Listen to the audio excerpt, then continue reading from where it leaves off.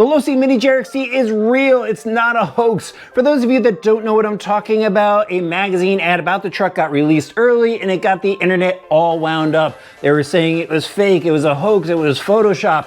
It's not. It's real, it's here, and it's absolutely awesome. If you were a JRXt fan back in the 90s, you really need to check out this truck. I think it's gonna be a lot of fun, so let's head over to the workbench and I'll tell you everything you need to know about it. The Team Losi 110 scale JRXt was instrumental in getting the racing truck class going in RC, and Losi has done an amazing job here recreating it in 1/16 scale. This is a ready-to-run kit, and it's a limited edition kit as well. I have number 1637 of 5,000, so this is going to be a collectible kit. Look at that white, yellow, orange, and red body. Doesn't that bring back some great racing memories? For me, it does. I had a JRXt. Unfortunately, I don't have it anymore, but I loved running this truck. It was such a blast.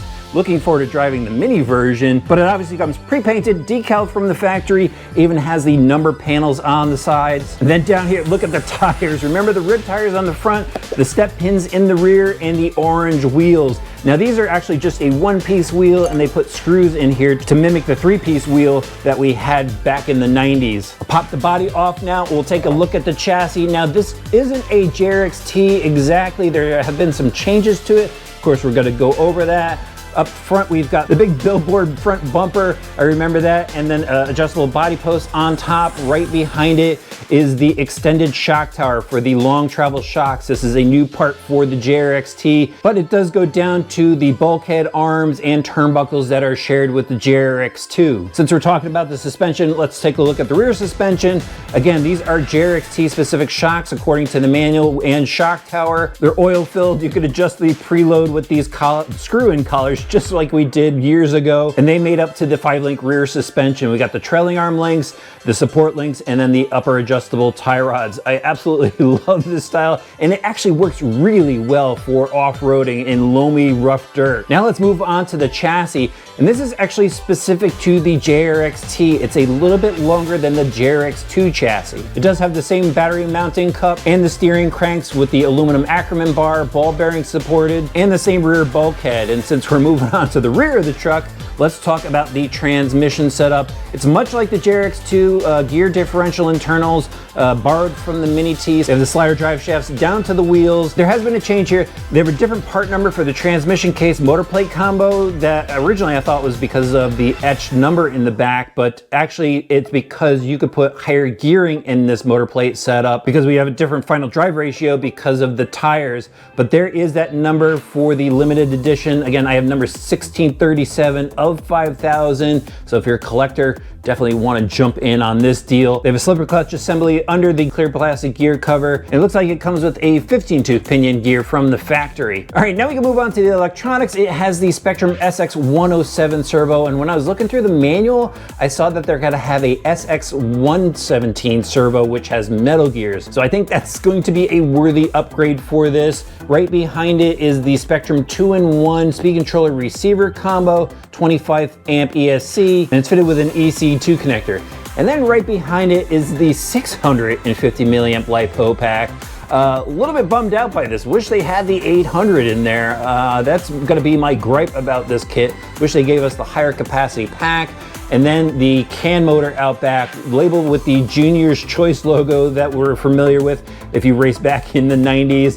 This is a 42-turn 180 motor. And the radio included with the kit is the Spectrum SLT2 radio. It's a 2.4 gigahertz radio. They give you the AA battery, some basic tools, a USB charger. There is the manual, and what an exciting release. I am really looking forward to driving this. Let's head out.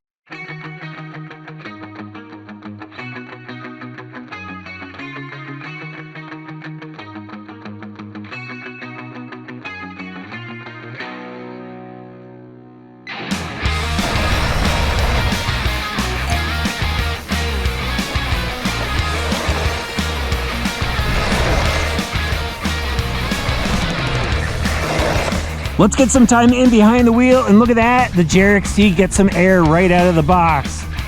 Actually, no, I have the Spectrum 810 pack in there right now. I've already run through a bunch of dynamite packs that I've had, and I'm just having a total blast with this truck.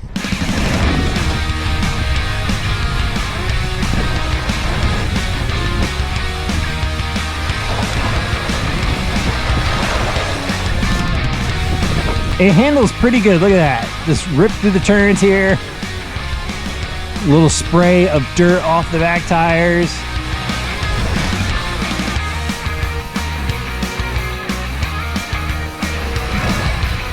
You can hear the body chatter. That's bringing back some memories. The scrub of the front rib tires.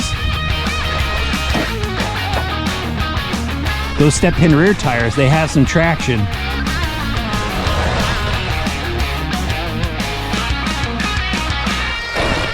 Now if you hit the jump just right, the front end gets pretty light, and sometimes it'll carry a wheelie. Sometimes it'll just air up on you. It's really fun.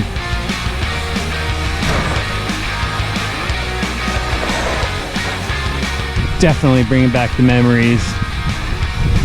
What an awesome release from Losi.